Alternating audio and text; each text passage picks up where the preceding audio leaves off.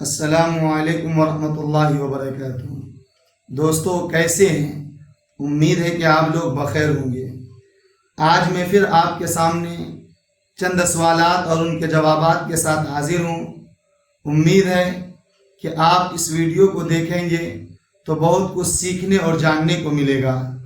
تو آئیے شروع کرتے ہیں۔ پہلا سوال ہے، جنات کی اشکال کیا ہیں؟ یعنی جنات دکھنے میں کیسا ہے؟ دوستو، اللہ تبارک و تعالیٰ نے ایک جگہ زقوم کے درخت کی مثال دیتے ہوئے فرمایا، طلعها كأنه رؤوس الشیاطین، اس کے خوشے ایسے ہیں گویا وہ شیاطین کے سر ہوں۔ آیت مذکورہ میں شیاطینوں کے سروں کی تشبیہ زقوم کے درخت سے دینا، یہ شیطان کی قباحت اور ان کے ذکر کو مکروہ کے بنا پر ہے، اور شیطان کے بال اوپر کو اٹھے ہوتے ہیں جیسے زقوم کے کانٹے ہوتے ہیں، گویا کہ شیطان بد شکل ہوتے ہیں۔ دوسرا سوال ہے، کیا جنات کو دیکھنا ممکن ہے؟ تو دوستو اس کا جواب میں نہیں، یعنی جنات کو اس کی اصلی شکل و صورت میں دیکھنا ممکن نہیں، چونکہ اللہ تبارک و تعالیٰ نے خود قرآن کریم میں فرمایا، اِنَّهُ يَرَاكُمْ هُوَ وَقَبِيلُهُ مِنْ حَيْثُ لَا تَرَوْنَهُمْ إِنَّا جَعَلْنَا الشَّيَاطِينَ أَوْلِيَاءَ لِلَّذِينَ لَا يُؤْمِنُونَ۔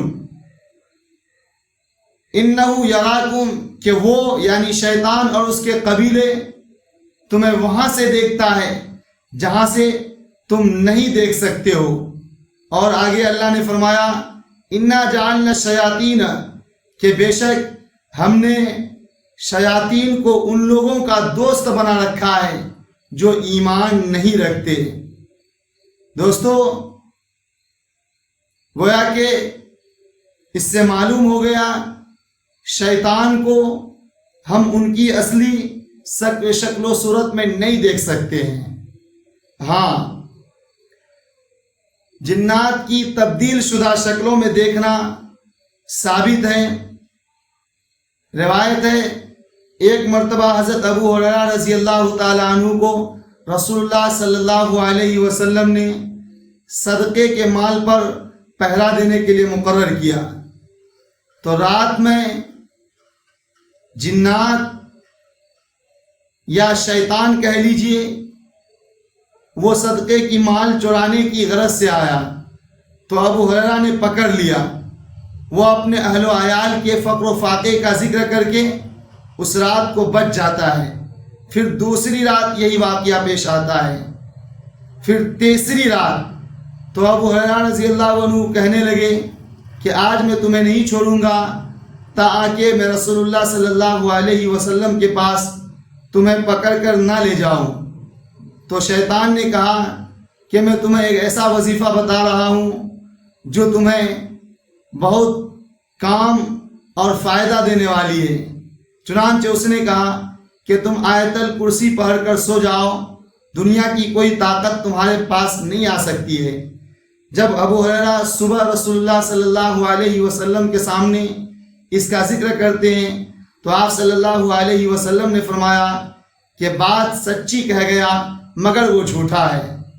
دوستو اس سے معلوم ہوا کہ شیطان تبدیل شدہ شکلوں میں، کبھی انسانوں کی شکل میں، کبھی حیوانوں کی شکل میں، اور کبھی گدھا، سیاہ کتا، سیاہ بلی، بچھو، اونٹ وغیرہ کی شکل میں نمودار ہوتے ہیں، اور اس کو آپ اپنی نظروں سے دیکھتے بھی ہیں، لیکن ان کی اصلی شکل و صورت میں دیکھنا ثابت نہیں ہے۔ اور اس سے پہلے شیطان غزوہ بدر کے موقع پر سراقہ بن مالک کی صورت میں نظر آیا تھا۔ تیسرا سوال ہے، کیا جنات میں عفاریت یعنی طاقتور شرارتی جن بھی ہوتے ہیں؟ تو دوستو اس کا جواب ہے جی ہاں، اس لیے کہ اللہ نے قرآن میں فرمایا، قال عفریت من الجن انا آتیک بہ، کہ ایک شرارتی جن کہنے لگا کہ میں انہیں آپ کے پاس لے کر آؤں گا۔ گویا کہ اس آیت کریمہ شیطان کے عفریت اور ان کے طاقتور شرارتی ہونے کی دلیل ہے۔ چوتھا سوال ہے، عفریت جنات کے پاس کتنی طاقت ہوتی ہے؟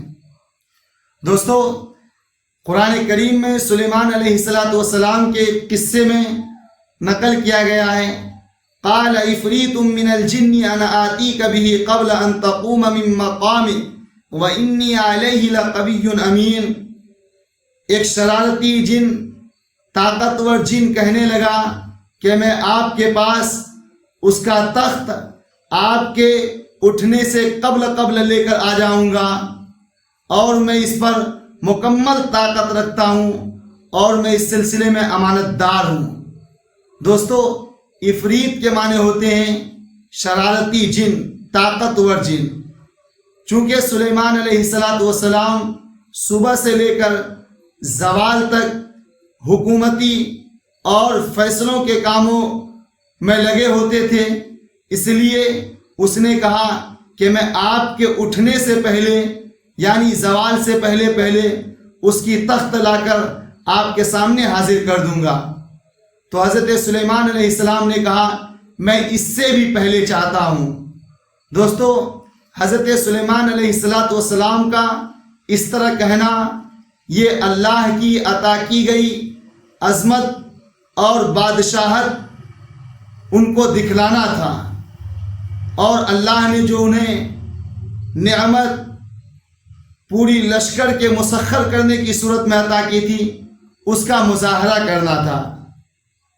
تو آپ اس سے سمجھ سکتے ہیں کہ ایک عفریت جنات کے پاس کتنی طاقت ہو سکتی ہے۔ پانچواں سوال ہے، کیا ابلیس شیطان جنات میں سے ہے؟ جی ہاں، قرآن کریم کی آیت ہے الا ابلیس کان من الجن ففسق عن امر ربی، مگر وہ ابلیس جو جنوں میں سے تھا انہوں نے اپنے رب کے حکم سے عدولی کی، یعنی اپنے رب کے حکم کی نافرمانی کی۔ چھٹا سوال ہے، کیا جنات میں بھی رسول ہوتے ہیں؟ دوستو، قرآن کریم کی آیت ہے یا معشر الجن والانس الم یأتکم رسل منکم یقصون علیکم آیاتی وینذرونکم لقاء یومکم ھذا قالوا شہدنا علی انفسنا وغرتهم الحیاۃ الدنیا وشہدوا علی انفسہم انہم کانوا کافرین، کہ اے جن و انس کی جماعت، کیا تمہارے پاس کوئی رسول نہیں آیا جو میری آیتیں پڑھ کر تم کو سناتے ہوں، وَيُنذِرُونَكُمْ لِقَاءَ يَوْمِكُمْ هَذَا، اور اس دن یعنی قیامت کے دن سے تمہیں ڈراتے ہوں۔ قَالُوا شَهِدْنَا عَلَىٰ أَنفُسِنَا، تو لوگ کہیں گے کہ ہم اپنی اوپر گواہ ہیں کہ انہوں نے خود ظلم کیا، اور وہ اس بات کے گواہی دیں گے کہ وہ لوگ کافر تھے۔ دوستو، بعض حضرات نے کہا کہ جنات میں بھی رسول ہوتے ہیں، چونکہ یہاں پر رسول منکم کا لفظ آیا ہے، لیکن حافظ ابن حجر اس وہم کو کافور کرتے ہوئے فرمایا کہ رسول منکم کا مطلب یہ ہوا کہ تم انسانوں اور جناتوں کی طرف، لہذا نبی اور رسول صرف انسانوں میں سے ہوئے ہیں، جنات میں سے نہیں۔ ساتواں سوال ہے، کیا جن غیب جانتے ہیں؟ دوستو، اس کا جواب ہے نہیں، اس لیے کہ عالم الغیب صرف اللہ ہے۔ اللہ تبارک و تعالیٰ نے قرآن کریم کی آیت نقل کیا فلما قضینا علیہ الموت ما دلہم علی موتہ الا دابۃ الارض تأکل من سأتہ وخرت فلما تبینت الجن ان لو کانوا یعلمون الغیب ما لبثوا فی العذاب المہین، کہ جب اللہ تبارک و تعالیٰ نے سلیمان علیہ السلام کے موت کا فیصلہ کر دیا، یعنی اللہ نے ان کو موت دے دی، اور ان کو یعنی جنات جو کام کر رہے تھے ان کو سلیمان علیہ السلام کے موت کا علم نہیں ہوا۔ پھر جب اس لاٹھی کو زمین کے کیڑے یعنی دیمک کھا لیا، پھر جب وہ گرا تو یہ بات واضح ہو گئی کہ شیطان کو غیب کا علم نہیں تھا، اس لیے کہ اگر غیب کا علم ہوتا تو وہ اس ذلیل کن ذلت والے کام میں اپنے آپ کو مشغول نہیں رکھتے۔ اس لیے کہ اگر جنات کو معلوم ہوتا کہ سلیمان علیہ السلام انتقال کر گئے، مر گئے ہیں، تو پھر آپ کو دیکھ کر وہ لوگ اپنا کام بند کر دیتے، لیکن چونکہ انہیں اس کا علم نہیں ہو سکا اس لیے وہ کام میں لگے رہے۔ یہ سب سے بڑی دلیل ہے میرے بھائیوں۔ اور اللہ تبارک و تعالیٰ نے فرمایا وَلَقَدْ زَيَّنَّا السَّمَاءَ الدُّنْيَا بِمَصَابِيحَ وَجَعَلْنَاهَا رُجُومًا لِلشَّيَاطِينِ وَأَعْتَدْنَا لَهُمْ عَذَابَ السَّعِيرِ، اور ہم نے قریبی آسمان کو چراغوں سے مزین کیا ہے، اور وَجَعَلْنَاهَا نُورًا رُجُومًا لِلشَّيَاطِينِ، ہم نے شیطان کے لیے مارنے کا آلہ بنایا ہے، اور ان کے لیے ہم نے دردناک عذاب تیار کر رکھا ہے۔ یعنی ہم نے آسمان کو تو چراغوں سے، سورج اور روشنی سے مزین تو کیا ہی ہے، اور ساتھ ہی ساتھ شہاب ثاقب سے بھی، جو کہ شیطان کو اپنے شعلے سے مارتا ہے۔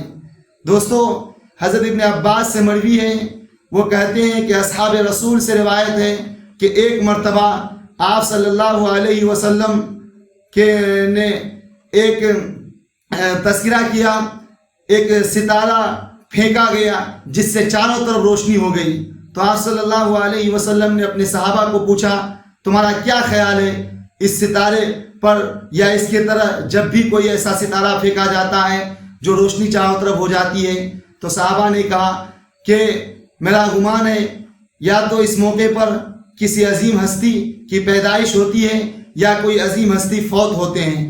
آپ صلی اللہ علیہ وسلم نے فرمایا نہ تو عظیم ہستی کے پیدائش سے اس کا تعلق ہے، نہ تو عظیم ہستی کے فوت سے اس کا تعلق ہے، بلکہ اللہ تبارک و تعالیٰ جب کوئی حکم نازل فرماتے ہیں تو ایک نور اور ایک ستارہ پھینکا جاتا ہے جو ہر طرف روشنی پھیل جاتی ہے، اور جو عرش کو اٹھائے ہوئے فرشتے ہیں وہ اللہ کی تسبیح بیان کرتے ہیں، اور پھر اس کے بعد جو ان سے قریب ہوتے ہیں، اس طرح کر کے آسمان دنیا تک یہ سلسلہ آتا ہے۔ پھر اس کے بعد جب ہر کوئی اپنی حالت میں آ جاتے ہیں، پھر پوچھتے ہیں کہ تمہارا رب نے کیا حکم فرمایا، تو عرش اٹھانے والے فرشتے اپنے بغل والے کو بتاتے ہیں، اور پھر وہ اپنے نیچے والے کو، حتیٰ کہ آسمان دنیا تک یہ بات آ جاتی ہے، اور انہی باتوں میں سے کچھ باتوں کو جنات، شیاطین وہ چپکے سے سن لیتے ہیں، پھر وہ اسے لے کر آتے ہیں، تو وہ جو لے کر آتے ہیں وہ تو حق ہوتا ہے، لیکن وہ ان کے ساتھ بہت سی ساری باتیں اپنی طرف سے گڑھ کر ملا دیتے ہیں جو کہ بالکل سراسر اور جھوٹ ہوتی ہے۔